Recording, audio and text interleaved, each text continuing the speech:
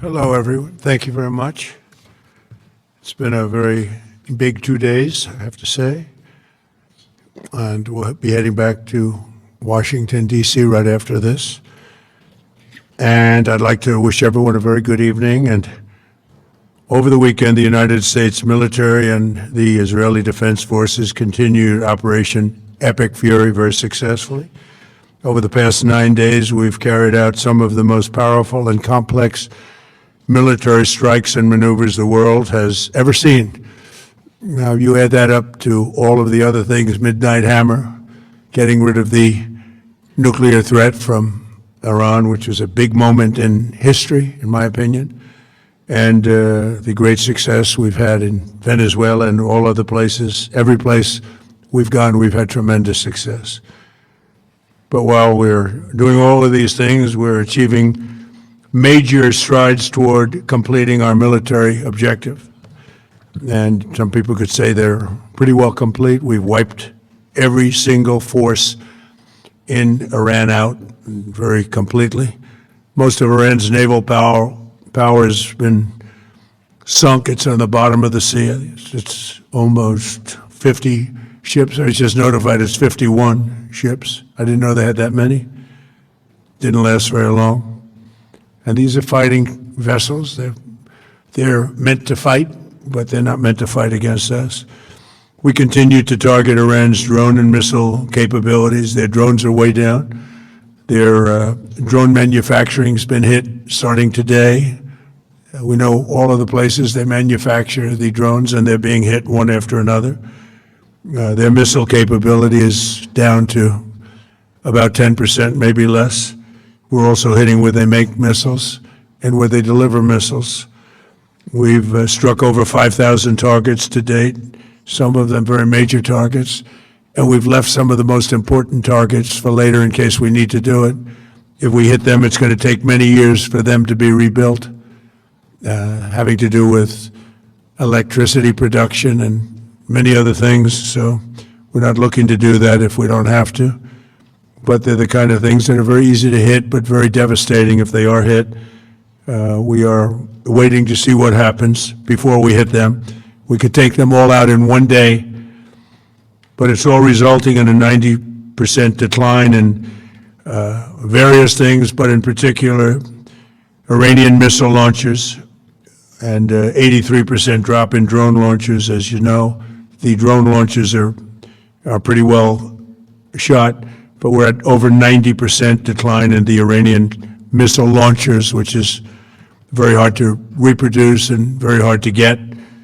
And usually what we were able to do through great equipment, a lot of smart people, as soon as they sent a missile up from a launcher, we were able to knock out that launcher within a period of 5 minutes or less, accurately right on the noggin.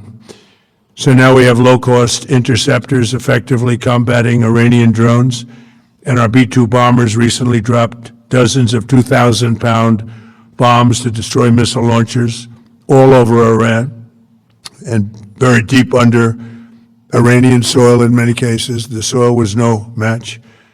And we're also annihilating the manufacturing base that the regime uses to build drones and missiles at a rate that nobody thought was possible. We're knocking them out. We know where they all are. We're knocking them out very quickly. We're ahead of our initial timeline by a lot. I would say that we probably would not have thought after a month we'd be here, in addition to the fact that we've taken out the leadership twice and maybe 3 times. And we, as you know, we want to be involved. We don't want another president that maybe wouldn't be willing to do what I'm willing to do for the good of the world, for the good of our nation, to be stuck with a situation in 5 years or 10 years from now. So we think they should put a president in, or the head of the country in, that's going to be able to do something peacefully for a change. They've been doing this for 47 years, killing people for 47 years, whether it's the barracks or even the SS Cole where they were involved. Very strongly, they always denied it. But where they were very strongly involved, in all of the people that died through the roadside bombs, died and are right now walking around with no legs, no arms, a face that's been so badly damaged. The Iranian regime has been attacking Americans and spreading terror for 47 years, and despite these countless opportunities to renounce their nuclear ambitions, which they had just a short while ago, they told Mr. Witkoff, who is standing right over here, they said, they actually said, we want to keep building. Essentially, in a real nutshell, we want to continue to build nuclear weapons. If we didn't knock out Midnight Hammer, if we didn't knock out their Iranian potential, if we didn't do that with Midnight Hammer, they would have had a nuclear weapon. They would have used it long before now. And at a minimum, Israel would have been annihilated. I was very lucky that we had the courage to do that we had the talented pilots and the great equipment. The B-2 bombers are unbelievable. We ordered 25 more, by the way. The newer, better version.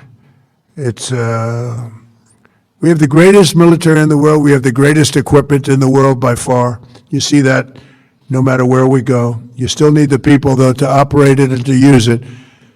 And those are the people that we cherish. Even after we obliterated their key nuclear sites in Operation Midnight Hammer, they never negotiated in good faith. They still continued to say, we want to build nuclear, we want enrichment at levels that were unacceptable.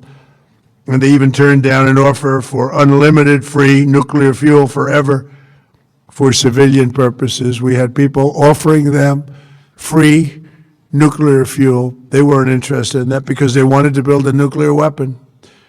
So instead, the regime was trying to reconstitute its weapons program at a different site. They couldn't go back to where they were, the 3 sites that we obliterated, but they were starting work at another site, a different site, different kind of a site, and that was protected by granite. They wanted it protected. Granite's pretty good, but they wanted it protected by a lot deeper.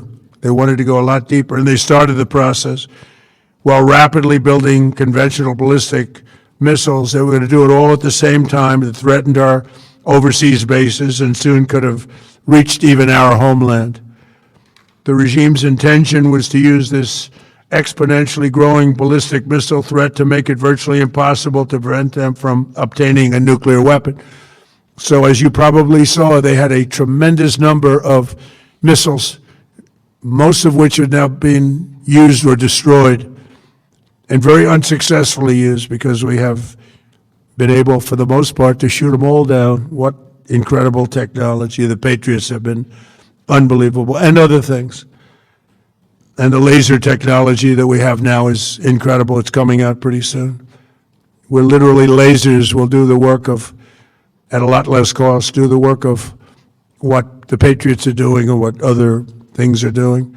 The situation was very quickly approaching the point of no return, and the United States found it intolerable, in my opinion, based on what Steve and Jared and Pete and others were telling me, Marco, so involved, that I thought that they were going to attack us. I thought they would, if we didn't do this at the time we did it, I think they had in mind to attack us. And if you notice, they did something which was very foolish, very stupid, I would say. They attacked their neighbors, and their neighbors were largely neutral, or at least weren't going to be involved, and they got attacked. And it had the reverse effect. The neighbors came onto our side and started attacking them, and actually quite successfully. If you look at Saudi Arabia, you look at UAE, Qatar, and others, but they were strong and they were smart, but they got attacked. Nobody, when I first heard it, I said, no, somebody made a mistake. There was no mistake. UAE had over 1,000 missiles shot at it, knocked them almost all down. On the very first day I came down the escalator in 2015, I said, quote, I will stop Iran from getting nuclear weapons, and all I'm doing is keeping my promise. Think of that. That was in 2015. I said it. It was a threat then and a much bigger threat now, but no longer a threat, not for a long time anyway. We want to keep it that way. As we continue Operation Epic Fury, we're also focused on keeping energy and oil flowing to the world, and I will not allow a terrorist regime to hold the world hostage and attempt to stop the globe's oil supply, and if Iran does anything to do that,